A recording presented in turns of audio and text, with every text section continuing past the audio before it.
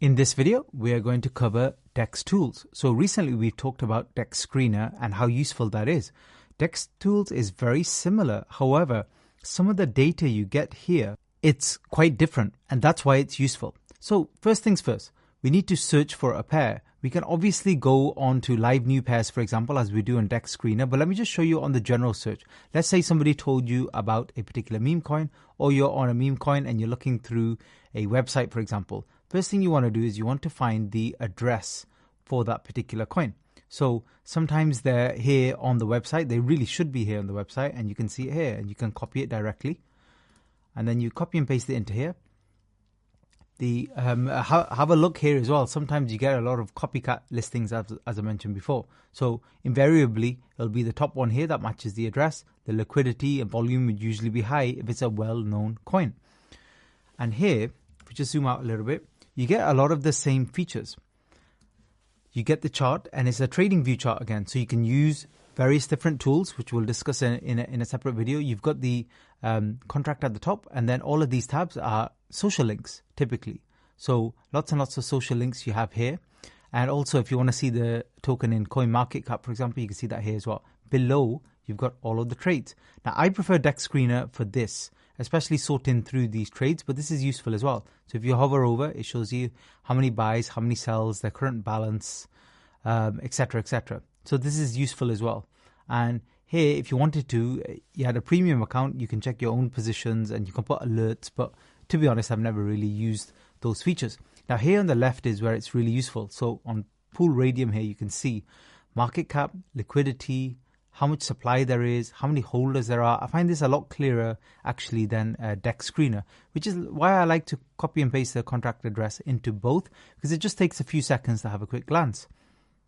See how much there is in the liquidity pool as well. But then further down, what's cool is dextools has a score. Now, it actually tells you how the score is, what it's based on. So first point here is how much information provided, which is obviously a lot. How many transactions in a period of time, how many holders there are. So generally, you don't want there to be like 3 holders on the entire token, because then you'll get a poor score here and it will alert. The creation, and then finally the liquidity pool as well.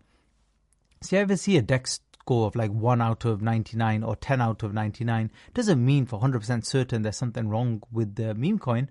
However, you should be warned that something's not right, and you can actually have a look here. So it's a good way to quickly scan, because if you had to do all of these steps manually yourself, it can take a while and you may miss something. So it's good to scan the scoring systems. And then further down, contract verified, honeypot, and then tax is not picking up the tax. That doesn't mean there isn't any or not, but generally it means it's usually 0%, because as I said, these tools, they're not the most accurate in the world.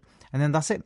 So basically, when you're scanning from here, a lot of the similar stuff, and then over the top here, you can see hot pairs, trending. And then on the left here, Pair Explorer, live new pairs, multi-charts. If you want to look at 3 or 4 charts at the same time, in real time. I don't know why you would, unless you're having launches at the exact same time, or the whole market's pumping and moving so much that you need to keep an eye.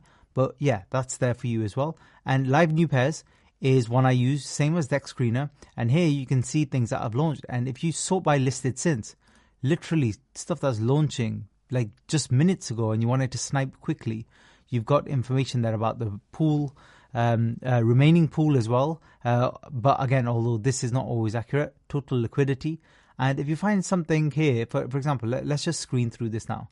We're looking through this now, and that's a decent liquidity pool. Let's have a quick look at this one. So this is Shark, and it's on Solana because it's /sold. So we just click into it, and we should get all the usual stuff like charts, etc. And here, especially if it's brand new, I want to get on a minute or even a second chart, because I need to see more data to see exactly what's going on. So let's move to a minute chart. You can see, in terms of the chart anyway, price is moving upwards, nothing wrong there. And then liquidity looks okay. It's getting a few more holders now, so that's a good sign. It's not really got any score yet at the moment because it's just so new. So we don't have that much information, which is why a few of the things, especially when they now launch, you have to manually check. It doesn't have the socials. That doesn't mean there are no socials. It just means that dextools doesn't have them. And just so you're aware, for dextools to have these socials and dexscreener to have these, usually the people the team behind the project, they will need to contact these companies and add the socials, and that costs money. Sometimes it can cost like the $300, $400, $500 to do per screener software.